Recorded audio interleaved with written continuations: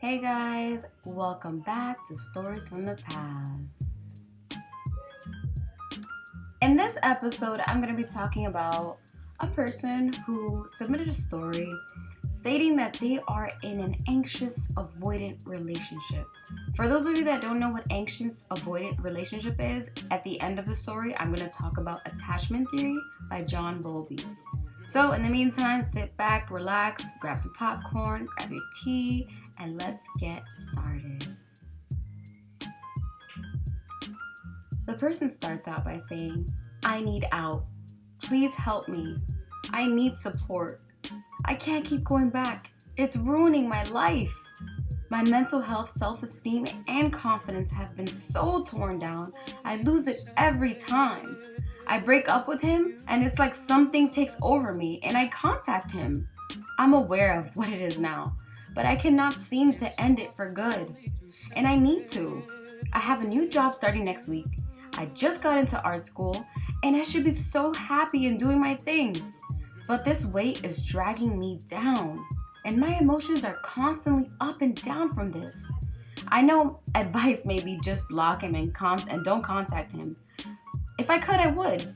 I'm looking for someone who understands attachment styles, trauma bonds, and has been in a similar situation and how they left. I used to judge people in relationships like this, and now I see you really feel stuck. They tear you down until you're too weak to leave. Please help me. Wow, this person, first of all, I have to say, this person is very open and honest, and I can really feel their pain. Trust me, I have been in that situation where, you feel kind of stuck to this person. There's like a cord, and you kind of have to cut it. It's like an invisible cord. Literally, it's an invisible cord that's attaching you to this person, and you need to cut it. So, first off, I want to congratulate you on your accomplishments, right? You're going to art school, you're doing all these things, you have so much going for yourself. That's the first step, right? And I empathize with you completely.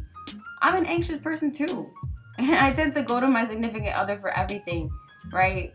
Sometimes they're avoidant, people are the way they are. But I think we first need to realize that our codependency on them is unhealthy, and that they need freedom and space to do their own thing. We can't always rely on them for our happiness. Depend on them for our state of mind, right? We can't do that. And it's something that even I'm working on. Something I recommend you start doing is start doing art when you get anxious. Now, I'm an art therapist, right? And I feel like whenever I draw my feelings, or I draw, or I write, I journal, put that pen to that paper, my emotions literally go into this little box.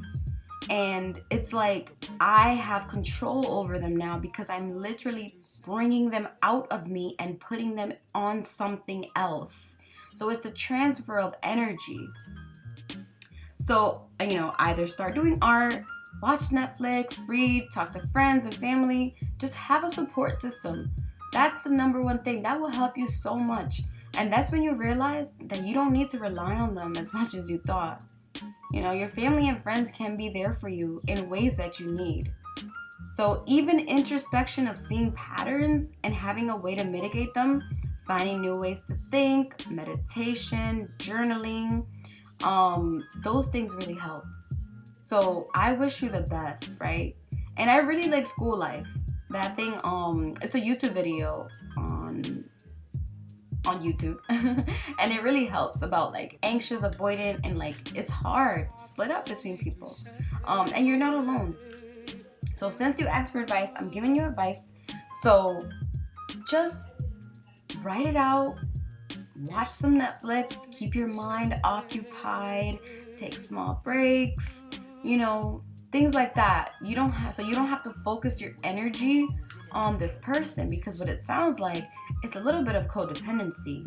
That's what it is. So after a lot of therapy and studying attachment theory and things like that, I think you'll kind of get a grip on where you are in the spectrum, because there's so many different attachment styles.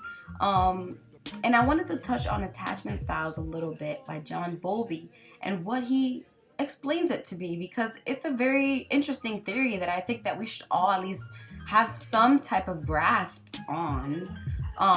So one type of attachment theory is secure attachment. So secure attachment is, for example, when you're a child and your parent is very attentive and your parent is always giving you your needs and, making sure that you're okay. As a child, you're learning that this is the behavior that is normal. So as an adult, you're going to seek out these experiences in your partners, and you're going to look for a partner that's attentive, that's there for you, that's communicative, that's all of these good things. That's secure attachment.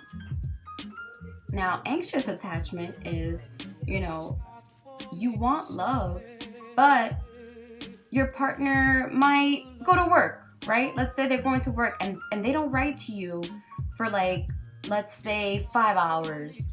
Your mind is going wild. You're like, what are they doing? Why haven't they texted me? Oh my God, they don't love me, right? You start to think these extreme thoughts that might not even be true. And then next thing you know, when they get off work, they hit you up and they're like, hey, just got off work. How are you? I missed you today. And then suddenly your anxiety disappears.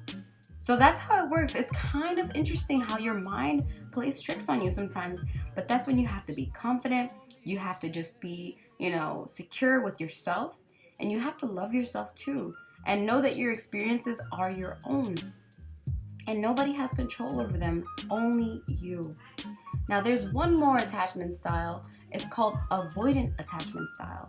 And it's interesting because a lot of the times, avoidant attachment style, people with avoidant attachment styles and people with anxious attachment styles, they always, in my opinion, they always go together. They always attract each other because they're the complete opposite. So avoidant attachment style is actually a person who exactly is that. Avoids emotion, avoids feeling. They're normal. You don't really see it at face value until you actually, get to know them. There's nothing wrong with being an avoidant attachment style. It's just that in the long term, you might have some difficult situations where, you might not want to express your emotions, or you might not want to show it, or you're very dismissive, things like that. And I have dealt with a lot of avoidant attachment style people in my past. I'm not even gonna lie, it's kind of crazy. But enough of that. So the 3 attachment styles you guys should know about and find out which one you are is secure attachment, anxious attachment, and avoidant attachment. So let me know in the comment section below which one you think you might be, and maybe if you feel so inclined to share, why. I'd love to know. Thank you. Don't forget to like, share, comment, subscribe, show love.